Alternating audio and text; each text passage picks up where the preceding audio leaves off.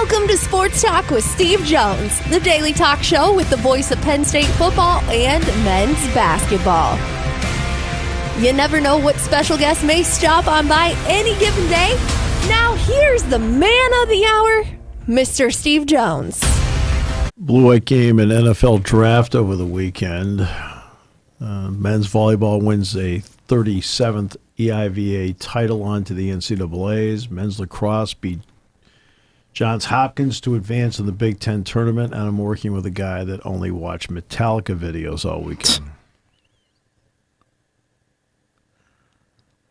No, I was in the stadium. Oh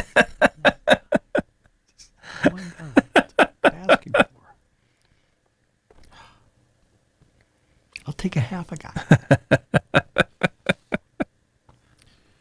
All right. Let's begin with the draft. For some reason, over 3 days, there are people that, when it came to Shedeur Sanders, did not want to talk about football.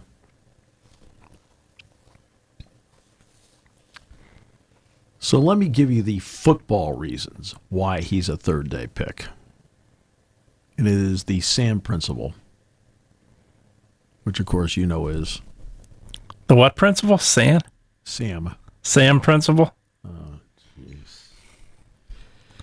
It's going to be another one of those weeks. It's going to be another one of those shows. Well, I have my thoughts to why he was drafted third day, but I don't see if the Sam principle matches that. Size, arm, and mobility. Yeah. And wait, he's Yeah. like, he goes, Well, S-A-M. yeah. Size, arm, mobility. Yeah. Yep. Yeah, arm especially on the deep ball. Yep. Right. I agree. So, size, he's not big in stature. 6'1". Yep. True. Arm strength, again, as I pointed out Yeah. many times going into the draft, Mhm. short to medium range, accurate, deep ball. How often do you watch guys, Jimmy Horn, Especially when it goes over 40 Travis yards. Hunter, Yeah. have to come back to get it?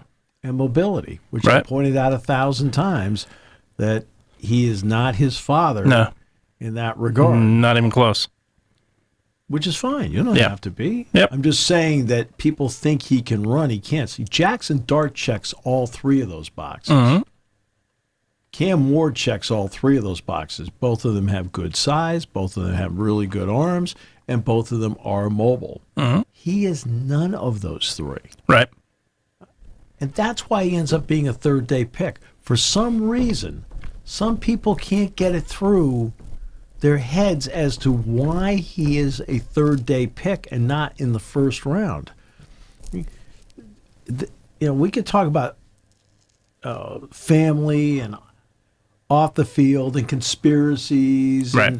and about coordinated efforts. Please, collusion, stop it. Okay? Look at him like you look at everybody else. Why is Quinn Ewers a 7th-round pick? Quinn Ewers at least guided his team to the college football playoff semifinals. Will Howard guided his team to the national championship. Okay? Shedeur Sanders guided his team to a 13-10 record. The other thing with And Shedeur. no bowl wins. Yeah, absolutely. The other thing with Shedeur Sanders, and it's not going to translate to the NFL, he's going to have to work on it, is holding on to the ball too long. He's got a high sack rate, and that's something that really is something that you cannot do in the NFL in a lot of ways. Because, look, if you're not mobile, number one, you're not translating in a lot of ways to the current NFL. He doesn't have a quick release, so you're not translating to the current NFL in two ways there. So in turn, you're going to have to do anything you can to get rid of the ball. And he doesn't. He holds on to the ball too long. That's going to hurt him too. I mean, Ewers has mobility. Right. Ewers has decent stature. Yeah. His arm strength, to me, I've always had questions. It's been iffy. Yeah, accuracy too has been iffy. Yep. And accuracy. I mean, Shedeur Sanders is a more accurate thrower than Quinn Ewers. I mean, Gabriel's size is a big problem. Yeah, age. I think a little bit too. His Bo Nix came in, might have thrown that off, but I think age too. Mobility? Yeah. He's got that. Yep. Will Howard, I mean, he guided a team to a Big 12 title. and guided a team to a national championship. Sneaky mobility too. Right? It's but I'm not going to tell Steeler fans like, oh, boy, did you get a steal in that run? No, he's a backup. Yeah. Yep. He's a back, and that's where he's going to be in his career. He's going to be a Colt McCoy type that is a backup quarterback. Shedeur Sanders is going to be a Colt McCoy type backup quarterback that makes it. And the first time he gets a start in the league, it's going to be an event. Absolutely. And he'll probably do okay the first time through, but the long body of work is, he's in a spot where he's going to have to realize, now as a quarterback, you can have more longevity because you're a quarterback. Absolutely. But anybody that is drafted the first day and the second day, so the first 3 rounds, the old saying is you have to play your way out of the league. A good example is, for example, Nelson Aguilar. Nelson Aguilar has had nothing but really a plain Jane career at best. A few moments here and there, right? A few moments with the Patriots, he's fine. A few moments in the Super Bowl year for the Eagles, right? And then he's had a lot of nondescript moments. But he keeps getting a chance because they see the first round talent. Right. So you keep getting a chance so he hasn't played his way out of the league. Right. He has done very little really to keep himself in the league, but he hasn't played his way out. Right. If you're day 3 or an undrafted free agent, and for Jalen Reed and Kobe King, who were drafted by the Texans and the Vikings respectively, for Kazai Izzard, who's going to Green Bay, I think Julian Fleming's going to Green Bay, Jalen Kimber's going to Tennessee. Yep. Kazai, I mentioned Kazai already. These guys are going to have to play their way into the league. When I mean that, I'm talking about the second contract. I don't mean making the team. Right. I don't mean making the team. The undrafted free agents are going to have to fight to make the team, but Reed and King are going to be 2 guys because they were drafted, have a better shot at being there on the opening day roster in some form. But when it comes to the second contract, that's where everything in your life changes. Saquon Barkley's life changed second contract. Jack Ham and I were talking with Pat Freiermuth earlier in the month when he was at practice, and Pat just got his second contract.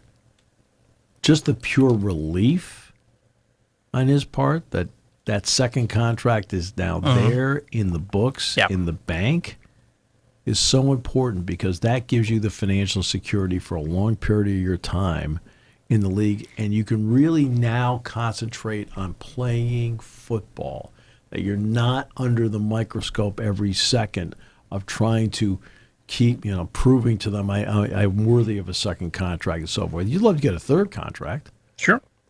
No question. But that's where it is.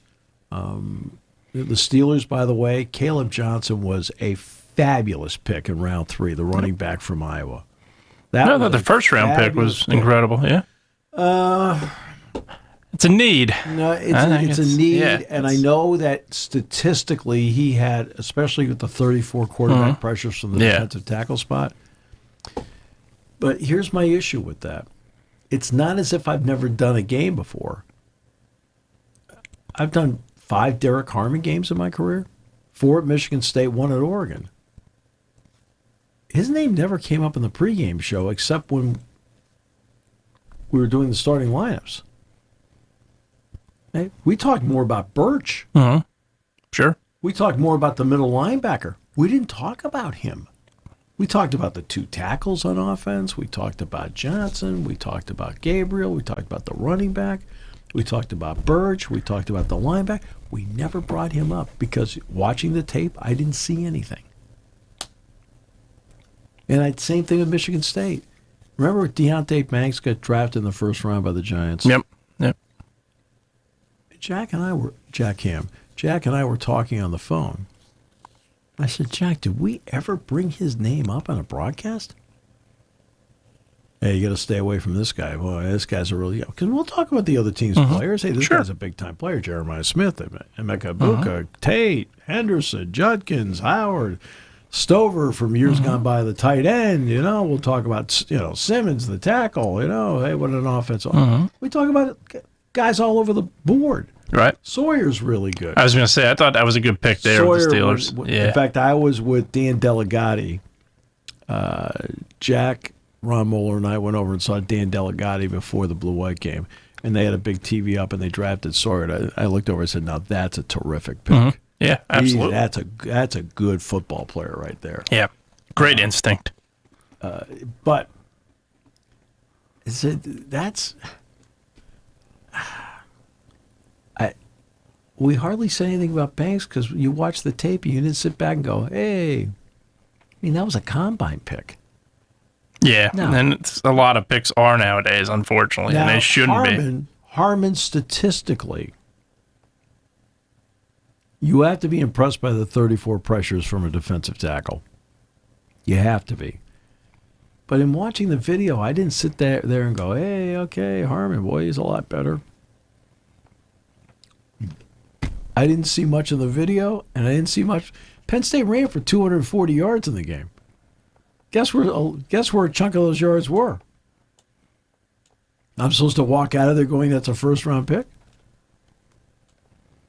That Oregon defense was absolutely ordinary against Penn State. And that Oregon defense was absolutely ordinary against Ohio State in the Rose Bowl. So what am I supposed to think? And I feel awful that his mother passed away the day of the draft. Now, I hope he has a great career with the Steelers. He's going to get plenty of playing time. He's got a guy next to him in Cam Hayward to learn from that is just, you can't ask for a better situation. That part may be great along the way. The Eagles, I always love every year. If Howie makes a move, he's a genius. Yeah. He moved up one spot over Kansas City to do what? Yeah. Drafted a good play. Campbell's a great pick. Yeah, but Kansas City was going to pick Campbell? Yeah, no. Tooney's with the Bears. Where do you think Kansas City's going? Yeah, absolutely. What, are you all worried they're going to take Campbell? No, they're not. Of course not. Kansas City needed an offensive tackle. Sure. They're desperate for it. Yeah. Read the room. Absolutely. Yeah. And Howie, obviously, in the first round, has done a great job. It he's done a shown. Terrific job. There's no question. But yes, it's anytime. But don't make a big deal out of it. Something that's ordinary. That's ordinary. Yeah, right? exactly. He's a cheerleader. Now, when he got him because other people had other things they had to take care of. Well, the Giants are going to draft Campbell. They got Carter. He's a better player. Yeah. All right. Okay, they needed Jackson Dart. They picked Dart. So there's two guys off the board that Philadelphia had no interest in. Right. Well, they wanted Carter. Well, and Carter wanted them. Yeah, absolutely. It didn't happen. That ain't going to happen unless you move up to 3. And you would have had to part with a lot to give up number 3 at number 3.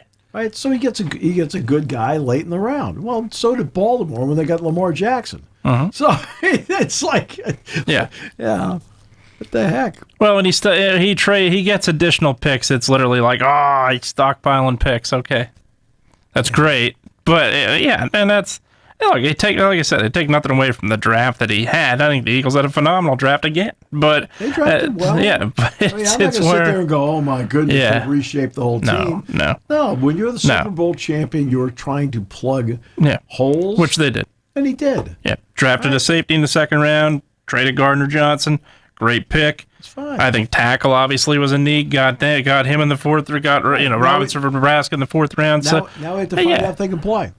Absolutely. Yeah, there's no doubt. Bill O'Brien told me going from high school to college is an incredible leap. And then he said going from college to pros is a chasm. Yeah. Those were his words. Yeah, absolutely. And he's right about that.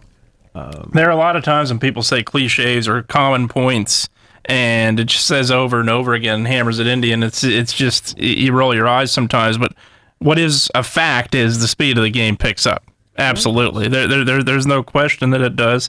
I liked their pick with McCord, not because they needed a quarterback, not because he's even going to compete for a backup spot, I don't think, but a lot of times towards the end of the draft, you're going for guys that might surprise you, number one. You're going for guys also, a lot of times, that are hometown people that can sell sell things, honestly. And that's what you get with McCord. The Eagles are sold out. The Eagles are. Oh, I'm saying sold. You're telling me people at Roman Catholic are going to buy McCord jerseys? Absolutely. You mean it's St. Joe's Prep? St. Joe's Prep. Yeah, St. Joe's Prep with Marvin Harrison Jr. Yeah. Do you follow the game? Yeah, I did. Yeah, they were State High was one game away from playing them. Yeah. Do you follow sports? I said Roman Catholic the other day for Abdul Carter, too. I got Roman Catholic on the brain, even though he went to LaSalle. I had Roman Catholic on the brain. I don't know why. They're not a good football program. But, yeah, St. Joe's Prep. Too many hours, you tired? Might be. But, yeah, no, like I said, you don't think going to the point, New Jersey native, by the way, even though he went to St. Joe's Prep. Either way, I think ultimately you're going to have people buying his jerseys, hometown guys, and absolutely. So that's the kind of thing I think you look for late in the draft. Number one, can I get a steal? Number two, can I get a guy that can compete? Number three, can I get a guy that can make us some extra money even though we make plenty? Kyle McCord matches those three things, which is why I thought it was a good pick. Is he, like I said, is he lining up to take Jalen Hurts' job? No. Is he lining up to take Tanner McKee's job? No. Is he lining up to even, maybe third string? He might be able to compete for the third spot. Just be on the practice squad. Yeah. You're all right. Yeah. That's where Brock Purdy belongs. That's right. Your guy. That's right. Just kidding. That's right. 50 million where? Yeah, it's just to have one guy dominate the draft. By the way, Shallow Sanders was not picked. No. Nope.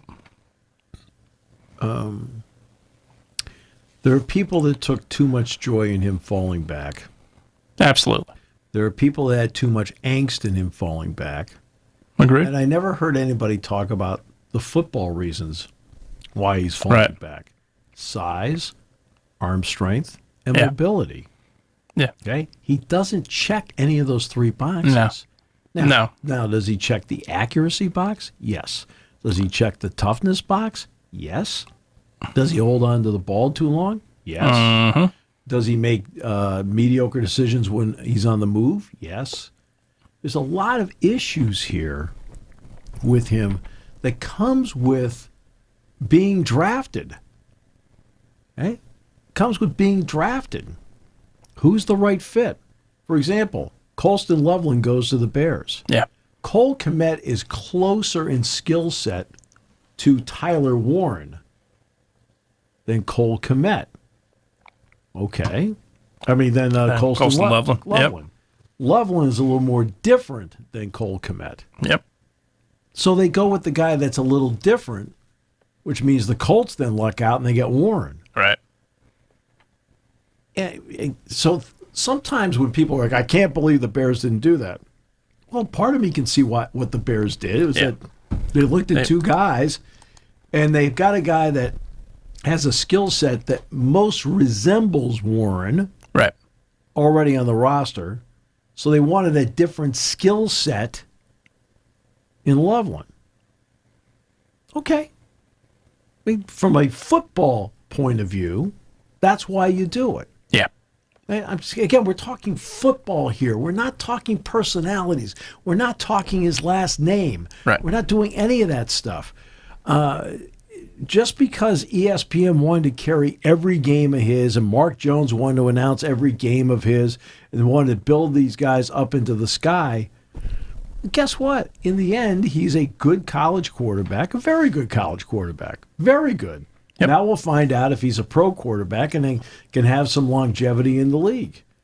That's what we're going to find out. But there are football reasons why, not personality reasons. I know I've heard about the Giants interview that they allegedly had sent him a packet of situationals that they wanted him to go through. That way, when they brought it up in the interview, in a whiteboard or in a video session, take them through it, and the story goes he didn't even look at it. Yeah, okay. Really? Right? I mean, that's how the story goes. Yeah. True or not, I'm not sure. But those aren't the reasons. The reasons are size, ultimate arm strength and mobility. I'm sorry, he doesn't check any one of the 3 boxes. Nope. So that makes you, guess what? Not the 3rd overall pick, it makes you a 3rd day pick. Yep. Now, have I talked about personality here? Have I talked about his dad? No. Have I just talked about football? Yeah, because that's the reason people end up where they are, football. Now, can you overcome it? Of course you can. Dak Prescott was a 4th-round pick. Russell Wilson may have been day 2, but was the 3rd pick. Yeah. We all know about Tom Brady. Mm-hmm. Brock Purdy I brought up. Absolutely. Right? I mean, Jalen Hurts was a 2nd-round pick. Yeah. But 3rd-day picks, Brock Purdy's a 3rd-day pick. Mm-hmm. Tom Brady's a 3rd-day pick. Dak Prescott's a 3rd-day pick. They're all starting. Yeah. Now you have a chance to carve out your own in the league.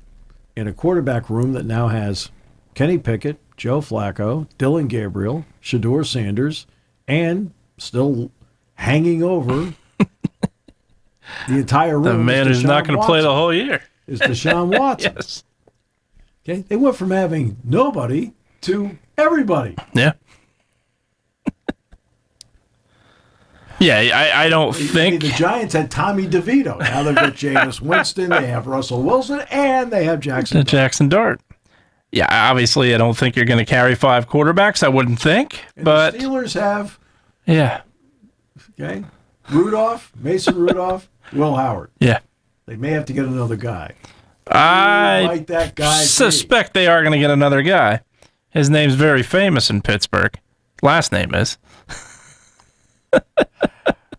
I did see Mr. Rogers throw out a first pitch at a game once. I met Mr. Rogers, one of the great people. Right.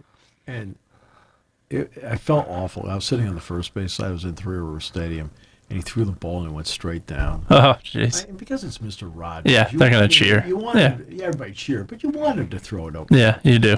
Absolutely. You know what I mean? Because it's him. Yep. He's a person everybody rooted for. Mm-hmm. But this is...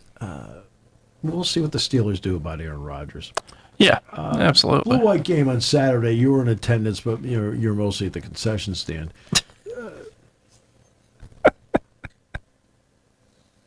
What were the accommodations in the? I think I walked past the press box, didn't I? I think I did. I had, from what I had heard, was I actually did sit in the stands. I sat in the stands. So rejected again. No, wasn't rejected or rejected. Actually, sat in the stands first time. It's been many years I've sat in the stands, but I have sat in the stands as a fan. So I believe the accommodations were an incident. No incident that I know of. Maybe there was, but as far as I know, a couple media members had told me that they were putting cameramen, like where you guys were there. You guys were in the what? We're about the 20-yard line. 20-yard line, yeah. They were putting cameramen at the top there, on the top of the bleachers. Like, they put a couple there. And I heard media was in the end zone, is what I had heard. They had put them... Okay, so they were further over. Yeah, that's what I can't confirm that at all, but that's what I had heard. No, because the president's box is up on the 3rd floor there. Yep. And I know I walked past it. There were armed guards. Don't let this person. I'll tell you. Hi. And Chris Forshee somehow still got in. No food for this guy. Hey, how are you? Good to see you. All right. So, yeah, we're about the 20-yard line. It was fine. Yep. It was fine. We'll go back over there. Talking to Herb Combs, when you look over at the west side, James Franklin and I talked about this on Friday when we were in the stadium. He says, Steve, can you believe how far back the footprint of that thing is? I said the same exact thing. You overlook. I said to James, I didn't realize it was going that far. No. Back. Now, there's only one section right now that's that far back, but that's just the beginning. Yeah. That far back. And I said, James, I didn't realize it was going to be that far back. He says, yeah. He says, He said, James said, Steve, I was really surprised. Because I even looked at it and said to the person next to me, is this a permanent? When I looked at that far back, and it looks like it is, at least by the structure of it. Well, I would think the steel part of it's got to be. It's got to be. Yeah, that's what I mean. I think it's got to be. Right. The stands will be temporary, but then the building around it, you're not going to tear down. No, you're not going to tear down steel. No. It's not cheap. So right now, when you look at it, there's a lower level platform, upper level platform. Yep. Herb told me that he thought we were going in the next season in the lower level platform, right above the railings there. Okay. I said, okay. I mean, whatever. I mean, TV's going to be there with us. Okay. Which is fine. And the opposing radio will be over there as well. Then that upper platform is where they're going to build the sections of stands that will temporarily be there for 2 years. Okay. It's interesting to look at it. Now we're looking out the booth, and of course, because there's nothing there except for the steel. Yeah. Good view of the high. You can see the campus. I was going to say, you see campus, you see the high rise. Absolutely. So in the second half, I'm kidding around a little bit. So there was a little mini break, and we're just talking about the game, whatever. And I said, just so everybody realizes that we're sitting up here on the third floor. I said the view is completely different for us. So we're looking out at the campus. I said, Ron Moeller looked over at me at one point. He said, Steve, what's that building right there? And I said, Ron, that's the library. Right,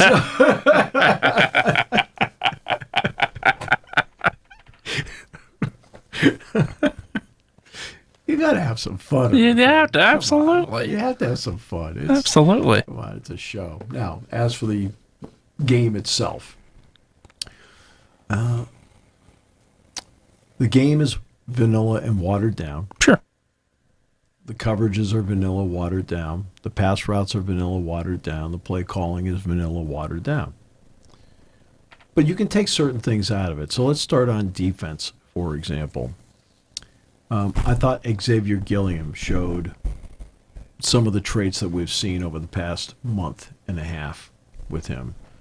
And I thought Ty Blanding played very well, which was a plus because you're looking to build one of those two guys has a chance to be the starter, right? But the other one has a chance to be, whichever one it is, and to be a critical depth piece along the way. I thought they did Xavier Gilliam and Ty Blanding played very well. Ivan Kamaju, and I pulled him aside on Friday. I said, okay, I want to make sure I get your name right. Okay. And it wasn't the Kamaju part, right? It was because it's spelled Y-V-A-N. So how do you pronounce it? Is it Ivan? Is it right? Well, with him it's Ivan. He showed a lot to me during the course of the spring, and I thought he did a good job on Saturday. I thought that Jalen Harvey and Max Granville played well on Saturday, which really helped. Keon Wiley showed what he's been showing the entire spring. Then you have LeVar Arrington. He made a play over the middle where he dropped back with that length of his, where he had the proper depth of a drop, broke the play up at the 5-yard line. Again, he has some of those instincts you're looking for. Now, what does LeVar need to do? He's 215. He has the kind of frame that can put some weight on him. Now, I'm going to guesstimate here, but if you can get him between 225 and 235, okay, and then he's a raw talent, so let him develop on his own clock, but he knows how to play. Right? But as a raw talent, he's still learning certain things. He's got certain traits, though, that you're impressed with. Darius Dixon has been like that the entire spring. You saw him lay out Brown. You saw him make a couple of other plays. That's how he's played. Kenny Wosley played some slot. Kenny's got a lot of things in watching him the last 2 years, or the last year, I really like. You still haven't seen King Mack yet. You still have, Zion Tracy didn't do anything during the course of the spring. We all know that. But Davian Collins played very well. You saw Elliott Washington. Mm-hmm. Elliott Washington's been just terrific look, there's three guys that you start out with as a base: Elliott Washington, A.J. Harris, Zakee Wheatley. If you have those three as your starting point in defense in your secondary, now you can build around them. Lane got better. He still has more work to do, but got better. Colin Dinkins made a big leap. He is a fabulous athlete, right? Who has to channel as to how to play within the structure of a defense. But he's an athlete. That's why he's on special teams. He's a fabulous athlete. DeLuca's DeLuca. Everybody knows that. And then offensively, I'm trying to think if I left out I'm sure I left out people defensively. But offensively, that offensive line has a chance to be really good. Drew Shelton, Mengi Ioane, Nick Dawkins, Cooper Cousins. Now that right tackle spot could be Nolan Rucci, and Rucci was practicing last week. It could be Nolan Rucci, could be Anthony Donko. I think Donko's got a shot to be ready for training camp. Right, we'll find out if that continues to play out. I mean, he has been working his backside to somehow get himself back so he can be a factor. And then Javen Williams. Javen Williams, good player, who can play four positions in that offensive line. But those aren't the only guys. Alex Birchmeier got better. Right? Birchmeier got better. Things have clicked in for Alex. It's really good. I mean, and those aren't the only guys. They have depth on that offensive line. And they have depth. I mean, Don Rulli's a good player. We all know Khalil Dinkins as a blocker is excellent. Yeah. This offensive line, when you get to 4-minute offense, you have the lead.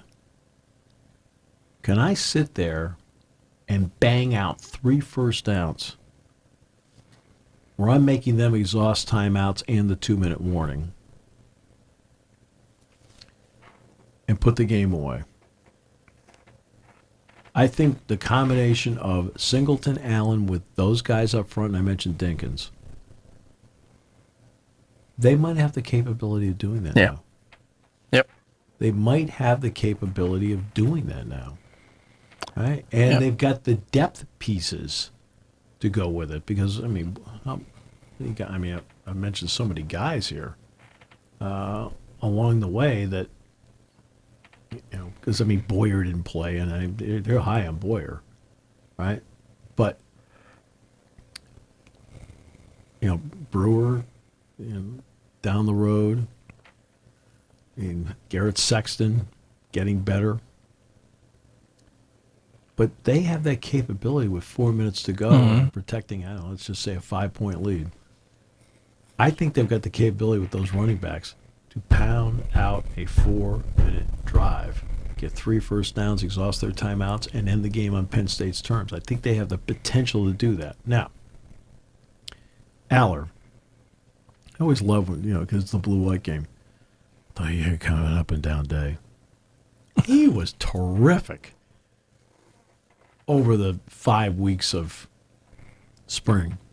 I mean, not good. He was terrific. Judgment, threw the ball beautifully all spring. Running. So we talked about, remember, size, arm strength, mobility. Drew has the size. Drew has the arm strength.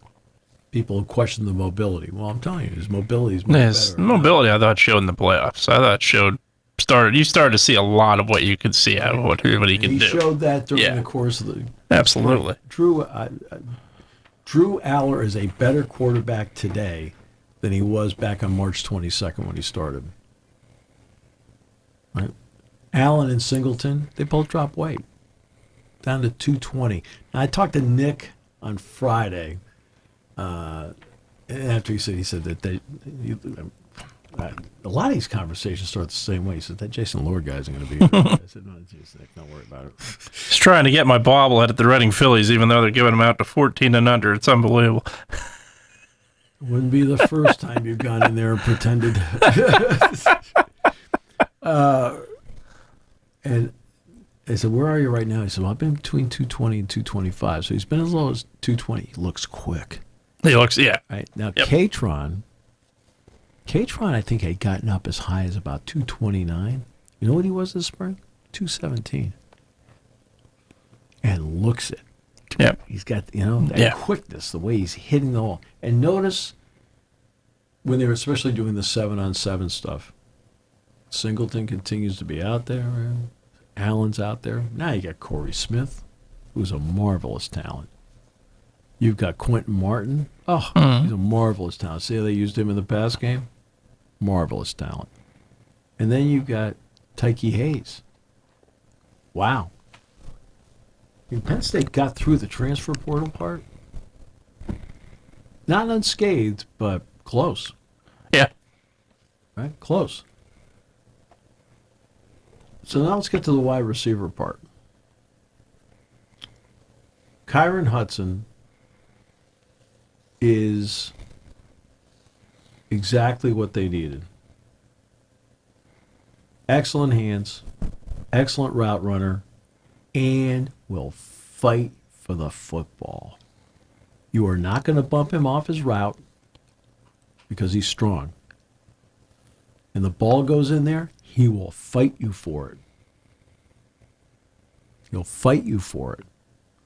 And as I pointed out on the broadcast, when Drew went to California to work out the passing camp, who showed up every day to work with him?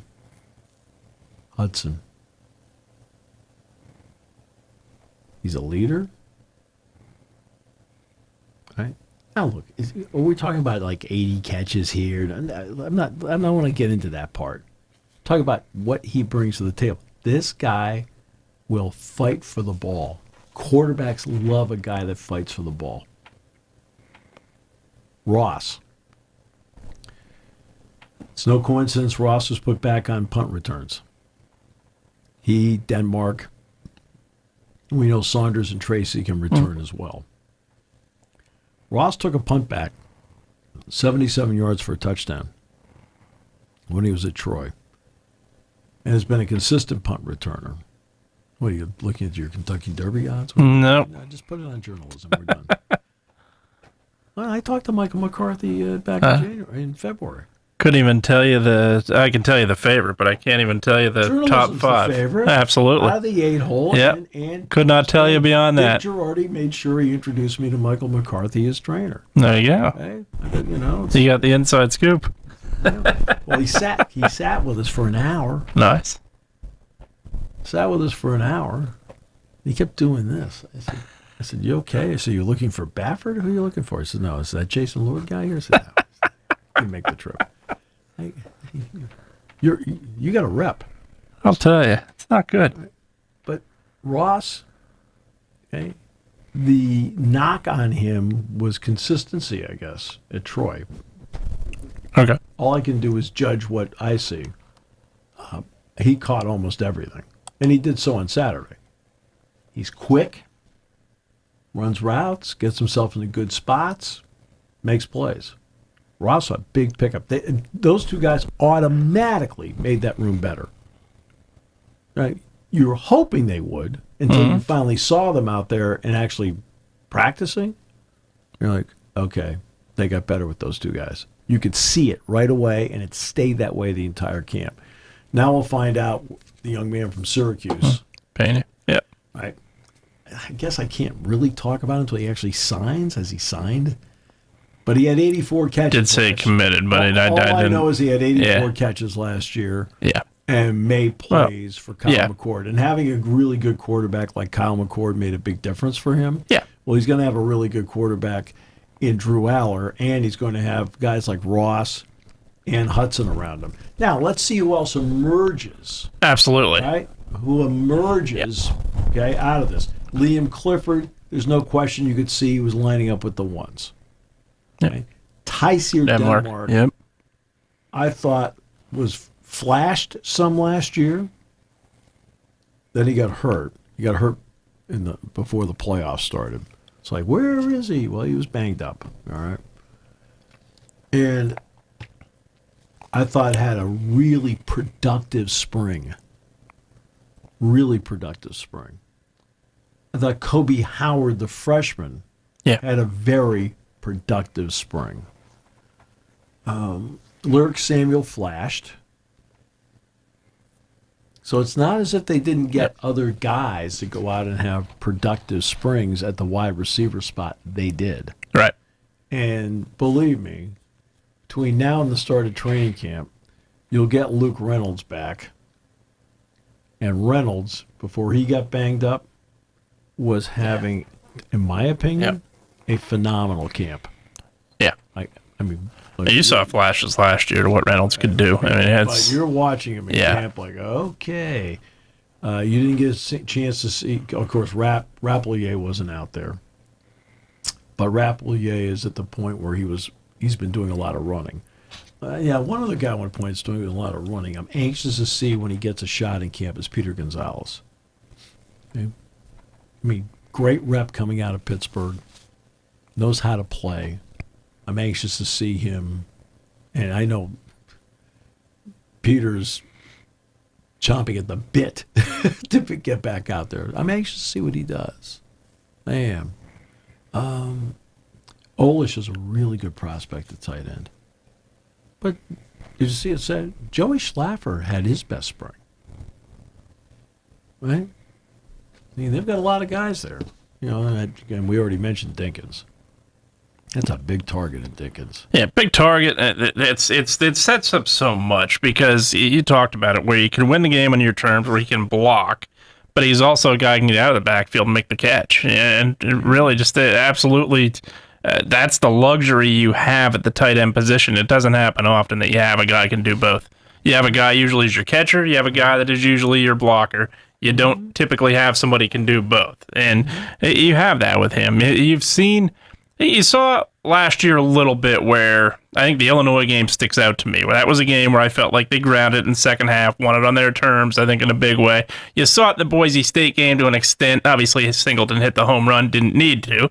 But I think that those didn't need to. Excuse me. Didn't need to, meaning to have the home run call. I'll rephrase that. Didn't need it, meaning closing out the game on your terms. They didn't need it because Singleton homered. That was my point. I worded it very poorly, but that's where I think ultimately. It's really becoming a pattern. That's where ultimately I think you saw signs of it, and I think there's a lot of capability of it. And if obviously Pena truly does come, then you have a guy. I think that you're going to have a competition probably in that slot position, which I think is big, because I think that's a critical position. If you're going to win, you're going to get to that national championship. You have to have that guy in the slot that can be effective. No question. And I think that's what it brings. It brings competition. Now, something I know they're looking in the portal, and James is open about the linebackers. You're right. Kobe King goes into the draft a pure middle linebacker. Yep. But also big linebacker. Kobe was between 245 and 250. Yeah. We all know Tamir Robinson ended up at USC. Mm-hmm. He actually, to me, was filling that role, maybe in a lighter version of being that bigger linebacker. Because we know the stature of Dominic DeLuca. We know you're going to get Tony Rojas back. And Rojas can, we all know can really play.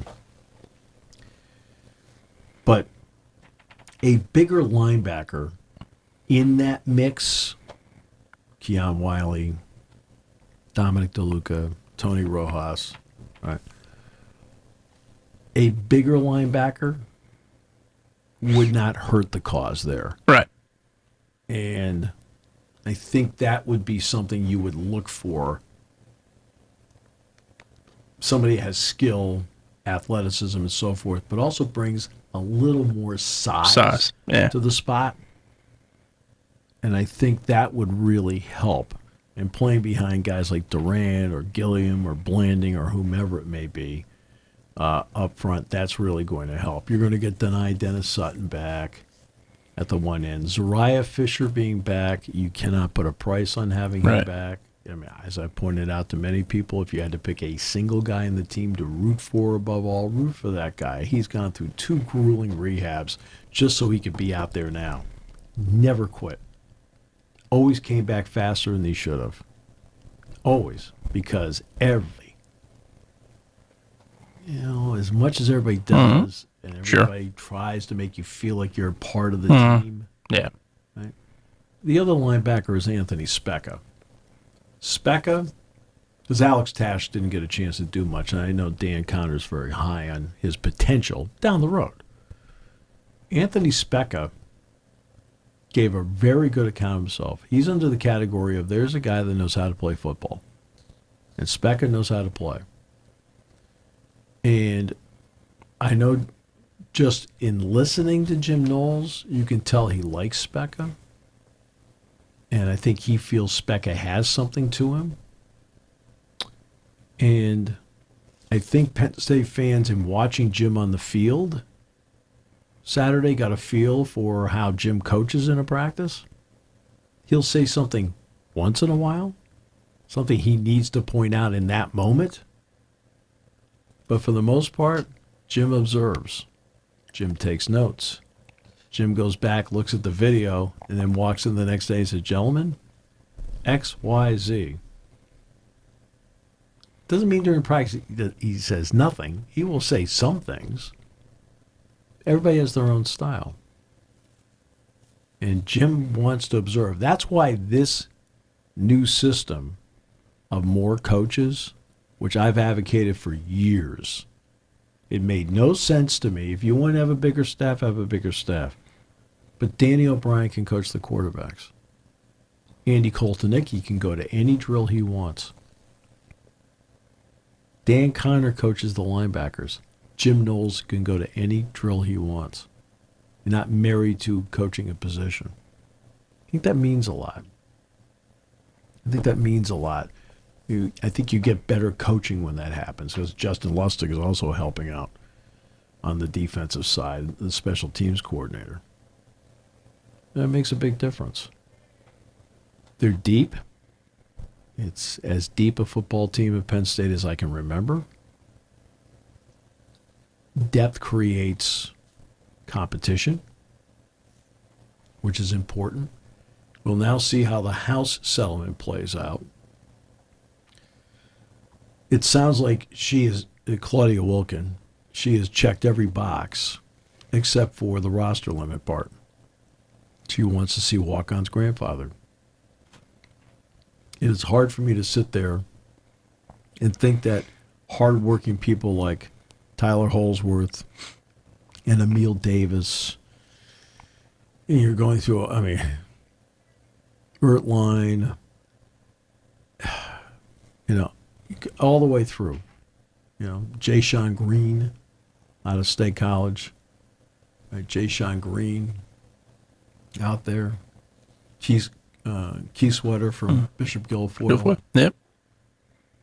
Just some example. I'm just throwing out some examples of guys that bust their backside every day, just like everybody else. That's why years ago I kept saying it was wrong that they didn't have training table, that walk-ons didn't have training table. And believe me, coaches felt awful about walk-ons not having training table. The scholarship players, when it was brought to their attention, felt awful. Right? Then finally the NCAA did something right. And again, they did do something right.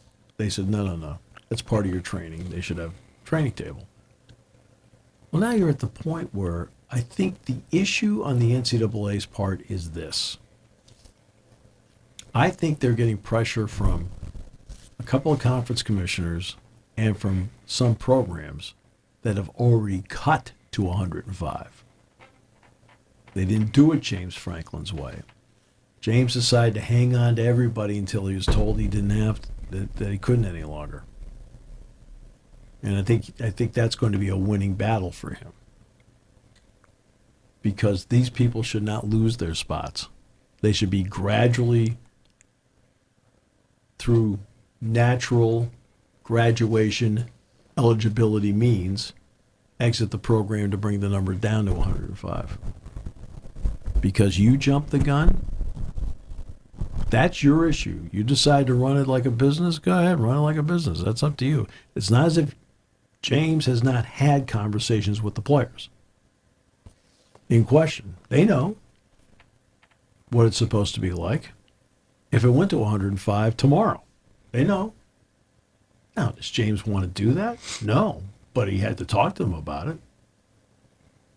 But he's also played the game of let's go as far as we can until we're told we have to, or not.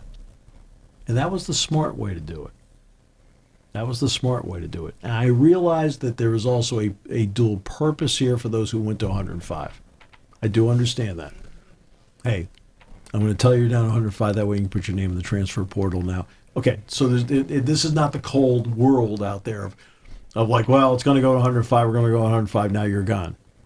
They wanted to give them an opportunity to put their names in the portal too. So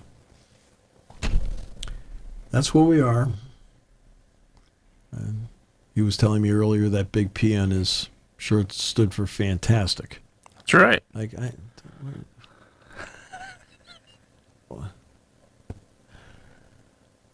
you're a college grad?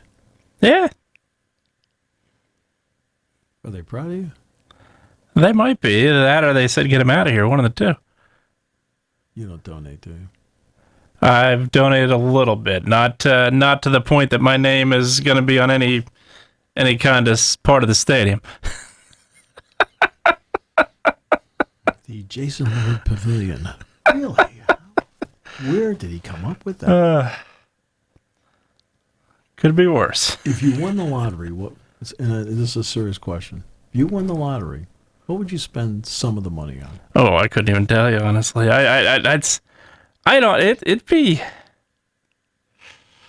if you won the lottery, meaning you hit like $1 million. No, I mean, if you hit the big one, Powerball, the jackpot. Okay, would you get? Let me throw this out there. Would you get a luxury suite at Levi's Stadium to watch the 49ers every week? Probably not. Really? No. You really would? No. If you had all this money, you wouldn't do that? No. No. I'm surprised. No, I'd definitely give some away. There's no question about that. Understand. Yeah, absolutely. I think most people that win it would be generous with it. I think it's the one thing that people with a jackpot, I'd almost rather win. This sounds crazy to say. I'd rather win $2 million than win a jackpot, because you win a jackpot, I think your life just changes so much.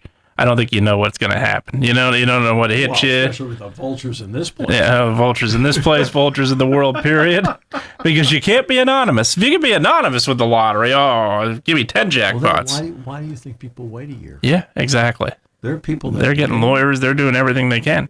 Lawyers, accountants. Absolutely. Right? Yeah. Offshore account. No, yeah. Safety deposit box.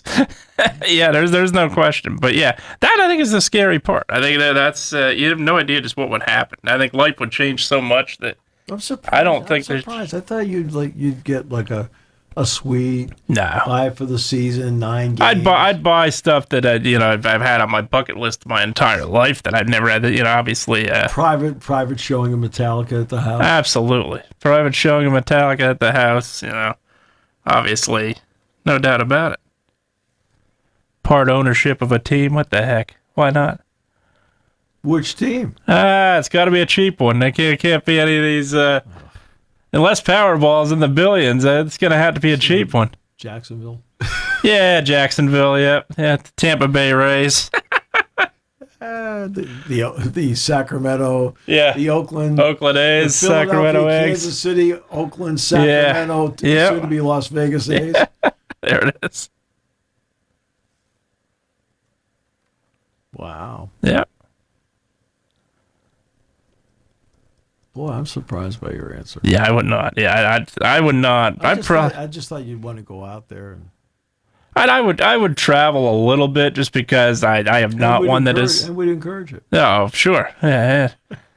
One way travel ticket. But I don't travel often, so I think that would be something I certainly would do. But other than that, I couldn't tell you.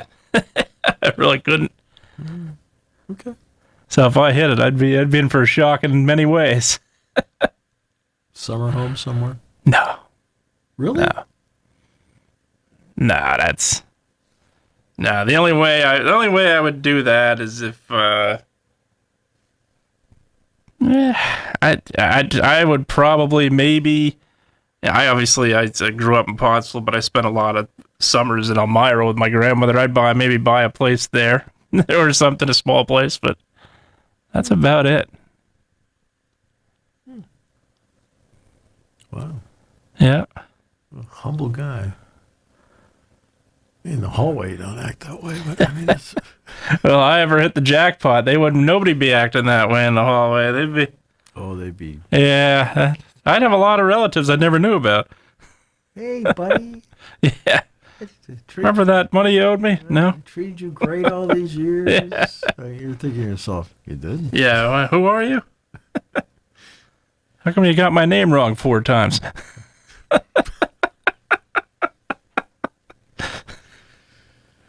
Oh. Yeah, it's like if you go back to the original Rocky. Yeah. Seriously. Yeah. The original Rocky. Yeah. You know, I mean, Rocky Balboa is a club fighter. Yeah. And, he's won 30-something fights, but he's also lost like 20-something fights. And he's a guy that could be better than he really is, that he's showing to this point. And Mickey Goldstein, I think that was the last name of the movie. It was Goldstein. It wasn't until Rocky III when he passed away you saw the plaque. But Mickey, the trainer, at some point, because he's an older guy, starts bypassing him.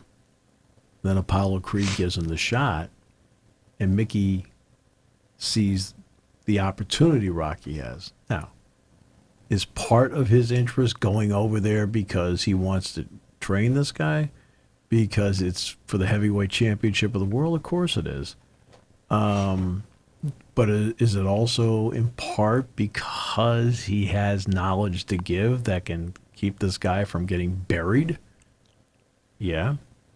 But you see how bitter Rocky is in the beginning. Like, he says, you took my locker away. What about me, Mick? You threw yourself into everybody else, And he's got grievances. All right.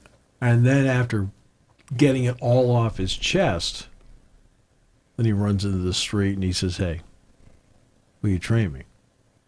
Because he knows it's the best shot he has. Right, and then the two then form a partnership after that, and it goes from there. You don't have anybody like that here. So you have a lot of grievances, but nobody that would help you out. That's right. Would you buy the station? Kristen probably would say not for sale. No, I'm just saying. Yeah, just why? Because I was kind of wondering who you'd fire first. All right, so just thought I'd bring it up. Well, most of us